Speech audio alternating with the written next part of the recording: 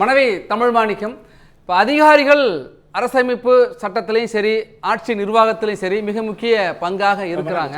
அதில் சிலர் நேர்மையாக இருக்கிறார்கள், நேர்மையான அதிகாரிகளும் இருக்கத்தான் செய்கிறாங்க அப்படின்னு சொல்லிட்டு அதிகாரிகள் லட்ச லட்சமாக கோடி கோடியாக வாங்கி வச்சவங்கெல்லாம் இந்த அரசை ஸ்தம்பிக்க சதி செய்கிறாங்க, எந்த கோப்புகளையும் நகர விடவில்லை என்று உங்கள் கட்சியினுடைய பொதுச் செயலாளர் சொல்லியிருக்கார். நீண்ட அனுபவம் பெற்ற அவர் இந்த குற்றச்சாட்டை முன்வைக்கிறது எந்த அடிப்படையில் சார்?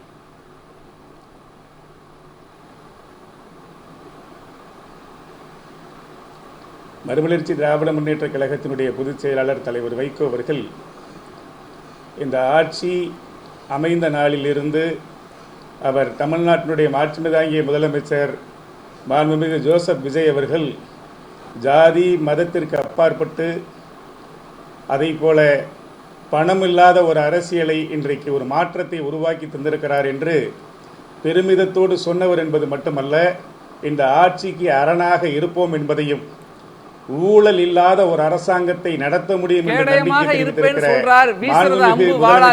பக்க துணையாகவும் பக்கபலமாகவும் இருப்போம் என்று இல்லை வாழல்ல. நீங்கள் எப்படி சொல்ல வேண்டும் என்று சொன்னால், ஒரு நல்ல நட்பு கட்சி இது ஏதாவது பொதுவெளியில சொல்லல. அவர் பேசுகிற போது நேற்றைக்கு கோவில்பட்டியில நடந்த அந்த வரவேற்பு நிகழ்ச்சியில் பேசுகிற போது முதலமைச்சர் சந்தித்த போது அதிகாரிகள் கிட்டத்தட்ட உங்களுக்கு தெரியாது, இல்ல ஊடகத்துறையில் இருக்கக்கூடிய உங்களுக்கு தெரியாது, கிட்டத்தட்ட 69 ஆண்டுகளுக்கு பிறகு ஒரு பெரிய மாற்றம்.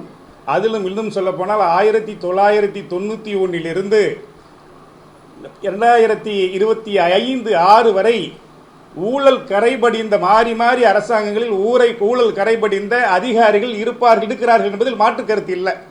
அதில் எங்கள் பொதுச் செயலாளர் தலைவர் வைகோ குறிப்பிடுகிற போது நேர்மையான அதிகாரிகளும் இருக்கிறார்கள், நான் மறுப்பதற்கில்லை. ரெண்டே தாங்க விஷயம், அதாவது திமுகவினுடைய ஆதரவு அதிகாரிகள், அதிமுகவினுடைய ஆதரவு அதிகாரிகள், இப்படி ஒரு அரசாங்கம் அமையும்னு யாருக்கும் தெரியாது. ஆக இப்படிப்பட்ட நிலை இருக்கிற போது இதில் நீங்கள் இனம் கண்டு நேர்மையான ஒரு மாவட்ட ஆட்சியர்கள் கலெக்டர்கள் போன்ற அதிகாரிகளை வைத்து ஒரு ஸ்தம்பிக்கை செய்கின்ற சூழல் இருக்கிறது என்று ஒரு எச்சரிக்கை செய்கிறார். ஒரு நட்பு கட்சி, ஒரு தந்தையை போல இருக்கக்கூடிய ஒரு தலைவர், ஒரு மகனை போல இருக்கிற மாண்புமிகு தமிழ்நாடு முதலமைச்சர் விஜய் அவர்களுக்கு ஒரு கனிவோடும் நட்போடும் சொல்லுகிறாரே தவிர பொதுவெளியில் அவர் விமர்சிக்கவில்லை. அது அந்த கூட்டத்தின் மூலமாக தெரிவித்திருக்கிற செய்திதானே தவிர நாங்கள் வாளும் கேடயமாக அவர்கள் இருக்கக்கூடிய இடத்துல வாள் தூக்கி வீசல. அதை நீங்க புரிந்து கொள்ள வேண்டும் என்பது என்னுடைய கருத்து. ஆனா இந்த கருத்தை நான் விஜய்கிட்ட முதலமைச்சர்கிட்ட நான் தெரிவித்தேன்னு சொல்லியிருக்காரு. ஏற்கனவே நான் சில விஷயங்கள் பேசியிருக்கேன் அப்படின்னு. அப்ப இந்த அரசின் மீது அக்கறை இருந்தால் நீங்க முதலமைச்சர்கிட்ட நேரடியாகவே அதை தெரிவித்திருக்கலாம். ஒரு பொது வெளியில பேசுறாரு அப்படிங்கிறப்ப இப்ப அதிகாரிகளை கட்டுப்படுத்த தவறிய அல்லது நிர்வாகத்திறன் குறைவான பலகீனமான ஒரு முதலமைச்சர் இருக்கிறார், பலகீனமான ஒரு அரசு இருக்குது அப்படிங்கிறத வெளிப்படுத்துற வகையில் தானே இருக்கு.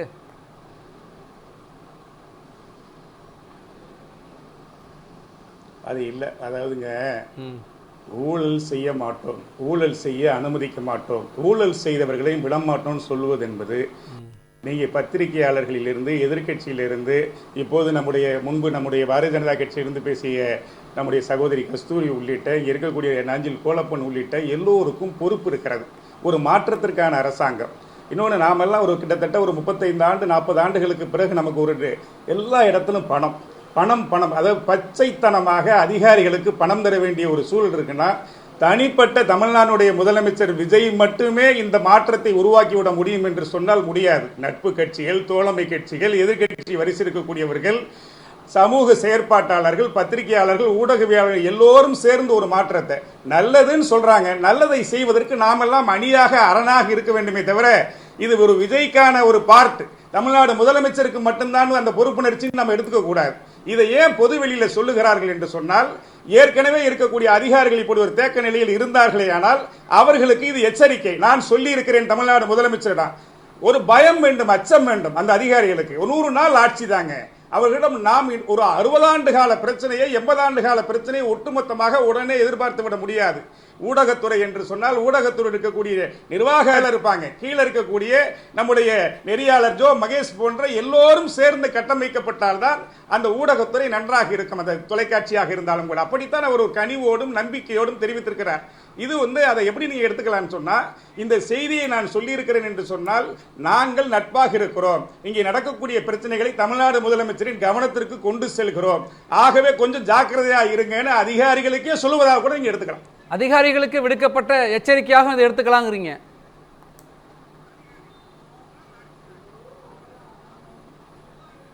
எச்சரிக்கையா கூட எடுத்துக்கலாம். தப்பு செய்யற அதிகாரிகளுக்கு, ஊழல் செய்யற அதிகாரிகளுக்கு இது எச்சரிக்கையா கூட இருக்கலாம். சரி, தொடர்ந்து பேசலாம். தமிழ் மாணிக்கம், நீங்க ஜந்தர் மந்தர் நடத்த போராட்டத்தப்ப 3 முறை இன்னைக்கு பிரதமர் தமிழ் மாணிக்கம் என்ன கேள்வி எழுகிறது அப்படின்னா, தமிழ் மாணிக்கம் நீங்க தாவேக அரசுக்கு ஆதரவை கொடுத்திருக்கீங்க, ஒப்பந்தம் போடலையா? இல்ல, நான் தாவேக அரசுக்கு நீங்க ஆதரவு கொடுத்திருக்கீங்க. ஆதரவை கொடுத்திருக்கிற தாவேகாவில் இருக்கிற நாஞ்சில் சம்பத் மதிமுகவில் பயணித்தவர். உங்களுக்கு அவர்களுக்கு ஏற்கனவே சில பிரச்சனைகள் இருந்திருக்கலாம், கருத்து முரண் இருந்திருக்கலாம். அவர் வைகோவை கடுமையாக விமர்சிக்கிறார். அவருக்கு தனிப்பட்ட முறையில் கூட ஒரு காழ்ப்பு கூட இருக்கலாம் என்று எடுத்துக்கிட்டா, ஒரு வாதத்துக்கு எடுத்துக்கிட்டா. செங்கோட்டையன் அந்த கட்சியினுடைய மிக முக்கிய தலைவராக இருக்கிற ஒருவர், அவர் சொல்றார் மதிமுக போல அதிமுகவும் போயிரும் அப்படின்னு சொல்றது உங்களை குறைத்து மதிப்பிட்டு, ஒப்பிட்ட அளவில் அப்படி சொல்றப்ப உங்களை குறைத்து மதிப்பிட்டு சொல்றார். அந்த இடத்துல அவர் அதுக்கு விளக்கம் கொடுக்கவே இல்லை. ஆனால் உங்கள் கட்சியினுடைய முதன்மை செயலாளர் அவர் வாய் தவறி சொல்லியிருப்பாருன்னு வருத்தமா இருக்கு, தொண்டர்களை மனதை புண்படுத்தி இருக்கு அப்படிலாம் அவர் சொல்றாரு, இவர் சொல்லல. அதே போலதான் மார்க்சிஸ்ட் கம்யூனிஸ்டுக்கு ஏற்படுற பிரச்சனை அப்படின்னா கூட்டணி கட்சிகளை சுமையாக தாவேகா கருதுதான் கேள்வி. மனைவி தமிழ் மாணிக்கம் கேள்வியை நான் முன்னாடியே முன் வச்சுட்டேன். இன்னும் கூடுதலா கேட்கணும்னா, அதிகாரிகள் இன்றைக்கு கூட சட்டப்பேரவையில் முக்கியமான விவாதம் நடைபெறுகின்ற பொழுது துறை சார்ந்த செயலாளர்கள் இருக்கணும் அப்படின்னு எதிர்க்கட்சிகள் வாதத்தை கருத்தை முன்வைக்கிறாங்க, பரிந்துரையே முன்வைக்கிறாங்க. ஆனால் அதிகாரிகள் இங்கே இல்லை, ஆனால் அவர்கள் வார் ரூமில் உட்காந்து கண்காணிச்சுட்டு தான் இருக்கிறாங்க அப்படின்னு பொதுப்பணித்துறை அமைச்சர் விளக்கம் கொடுத்ததையும் பார்க்க முடிஞ்சிருது. அப்போ மிக முக்கியமான விஷயங்கள் அதிகாரிகள் கவனக்குறைவாக இருக்கிறாங்களா, அதிகாரிகள் இந்த அரசை ஒரு பொருட்டாவே கண்டுகொள்ளாமல் தங்கள் போக்கிலே செயல்பட்டு கொண்டு இருக்கிறார்களா, அதனால தான் அதிகாரிகள் ஆட்சி நடக்குதாங்கிற கேள்வி எழுதா.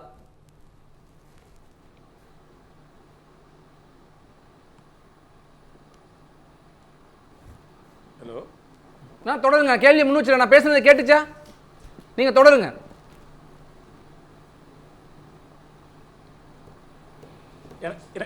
என்கிட்ட தானே பேசுறீங்க? ஆமா, உங்கள்கிட்ட தான் கேள்வி. நீங்க தொடருங்க. கேள்வியை நான் முன்னாடியே முன் வச்சுட்டேன். இப்ப அதிகாரிகள் அரசினுடைய கட்டுப்பாட்டில் இல்லையாங்கிற கேள்வி எழுது. ஆலோசனை சொல். ஆமா,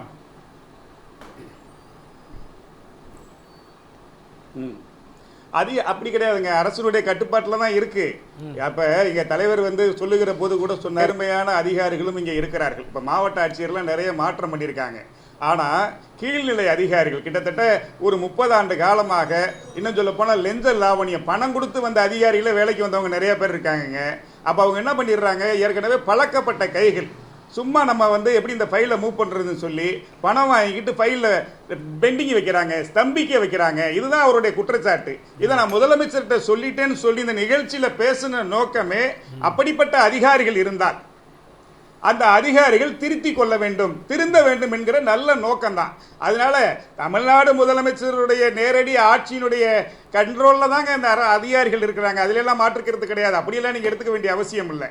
அதே போல நீங்க முன்னாடி குறிப்பிட்டீங்க, இது மாதிரி நாஞ்சில் சம்பத் இப்படி பேச, நாஞ்சில் சம்பத்தெல்லாம் நாங்கள் பொருட்டாவே மதிக்கிறது கிடையாது. ஒன்று, அண்ணன் செங்கோட்டையன் விவகாரத்தில் நம்முடைய எங்க நாடாளுமன்ற உறுப்பினர் துரை வைகோ கூட கண்ணியத்தோடு சொன்னார், முதிர்ந்த அனுபவம் மிக்க தலைவர், அவரை நாங்கள் மதிக்கிறோம்.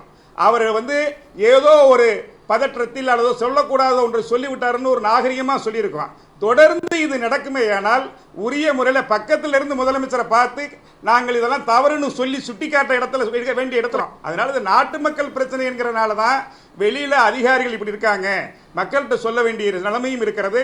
அதே சமயத்தில் தமிழ்நாடு முதலமைச்சரையும் கவனப்படுத்த வேண்டிய கட்டாயம் இருக்கிறது என்கிற பொறுப்புணர்ச்சியோடு தான். இன்னும் சொல்ல போனா, இதுவே இந்த கஸ்தூரி மேடம் என்ன சொல்லுவாங்கன்னா, மதிமுக வாய் திறக்குதா, இவ்வளவு பிரச்சனைகள் நடந்திருக்காங்களே, இவங்க சொன்னாங்களான்னு கூட கேட்கலாம் நாளைக்கு.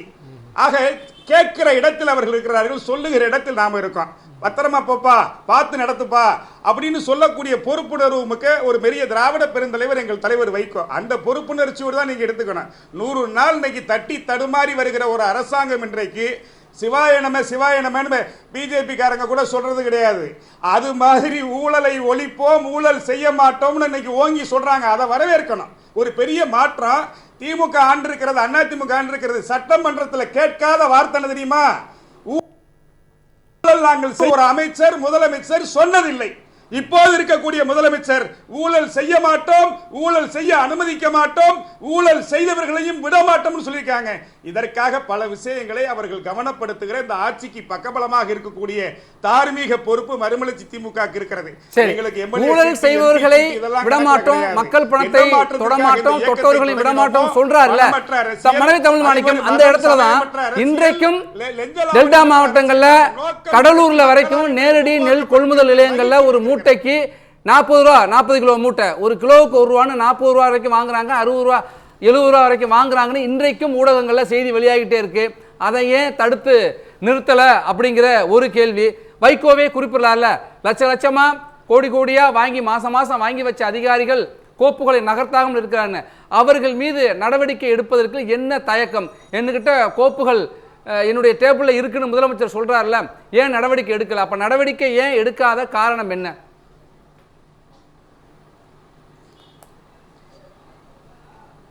தயக்கம் எல்லாம் கிடையாதுங்க. சட்டமன்ற கூட்டத்தொடர் நடந்து கொண்டிருக்கிறது. இப்போது மானிய கோரிக்கை விவாதம் இன்னும் சொல்ல போனா ஒரு அரசாங்கத்துக்கு ஒரு பெரும் பொறுப்பு தெரியுமா? இந்த சட்டமன்ற கூட்டத்தொடர்ல ஒரு நல்ல சபாநாயகர் கிடைத்திருக்கிறார். எதிர்கட்சி ஆளுங்கட்சி இதுக்கு முன்னாடி அப்படி கடந்தது கிடையாது. ஆளுங்கட்சி ஒரு சாரரா தான் சபாநாயகர் இருப்பாங்க. கண்ணியத்தோடு நடந்து கொள்கிறார். வாதத்திற்கு வாதம் பதில் என்று ஒருவர் பேச அடுத்தவர் பேச அதிகமா வெளிநடப்பு நடக்காத சட்டமன்ற கூட்டத்தொடர் இதுதாங்க. இதுதான் சட்டமன்ற கூட்டத்தொடர் மாண்பு. இன்றைக்கு மக்கள் நேரடியா பார்த்துக்கிட்டே இருக்காங்க, தவிர்த்துட்டாங்க, சட்டமன்ற கூட்டத்தொடரை பார்க்கிறார்கள். அந்த அளவிற்கு சுவாரஸ்யமாக கொண்டு போகிற பொறுப்பு இருக்கிறது. வரும், நீங்க எதிர்பார்க்கிறதெல்லாம் நடக்கும். அதிகாரிகள் மீது நடவடிக்கை இருக்கும். இன்னும் சொல்ல போனா எனக்கு அடுத்து இருக்கக்கூடிய அமைச்சர்கள் தவறு செய்தாலே நான் தண்டனைக்கு உட்படுத்துவேன்னு சொல்லி நாங்க எதிர்பார்ப்பதெல்லாம் நடக்கும்னு சொல்றீங்க. இப்ப கஸ்தூரி என்ன சொல்றாங்கன்னா, நீங்க எதிர்பார்க்கிறது எதுவும் நடக்கல, அதனால தான் அதிகாரிகளை குற்றம் சொல்றாங்கங்கறாங்க.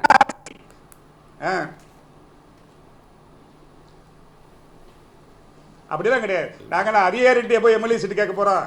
ஏங்க, முதலமைச்சர்கிட்ட நாங்க எதையுமே ஒரு மத்திய அமைச்சர் பதவியை தூக்கி எறிஞ்சிட்டு பிஜேபி கட்சியில கொடுத்த நேரத்திலே அது வேண்டாம்னு சொன்ன தலைவர் எங்களுக்கு என்னங்க ஆதாயம் வேண்டி இருக்கு?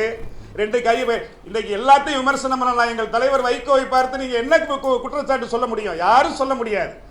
இந்த கைகள் சுத்தமானது என்று எங்கள் தலைவர் 84 வயதிலேயே தூக்கி நிறுத்தக்கூடிய தலைவரா இருக்கு.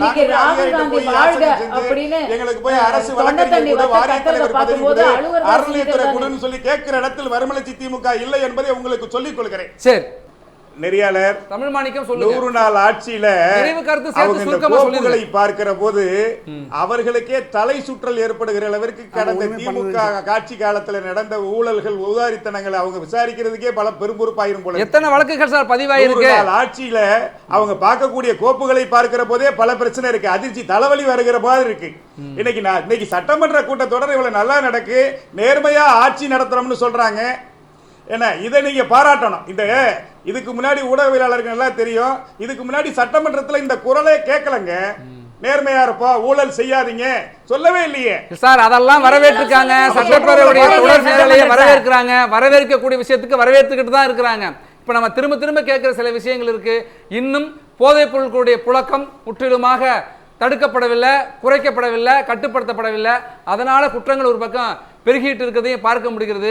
இன்னும் நேரடி நெல் கொள்முதல் நிலையங்களில் நீங்க டெல்டாவில் போய் பிரச்சாரம் பண்ணார் முதலமைச்சராக இருக்கிற விஜய். அப்பொழுது பிரச்சாரம் பண்ணார், இந்த விவசாயிகள்கிட்ட வாங்குற இந்த கமிஷனை வாங்க விட மாட்டோம் அப்படின்னாரு. இன்னும் அது தொடர்ந்து கொண்டே தான் இருக்கிறது. திமுக ஆட்சிக்கு வந்தோடனே அதிமுகவை விமர்சனம் பண்ணாங்க. முன்னாடி இருக்கிறப்ப கலெக்ஷன், கமிஷன், கரப்ஷன். அப்புறம் திமுக அதிமுக சொன்னாங்க, அதிமுக திமுக சொன்னாங்க. இப்போ ரெண்டு கட்சிகளுமே தாவேக சொல்றாங்க. இப்பயும் தொடருதுங்கிறாங்க.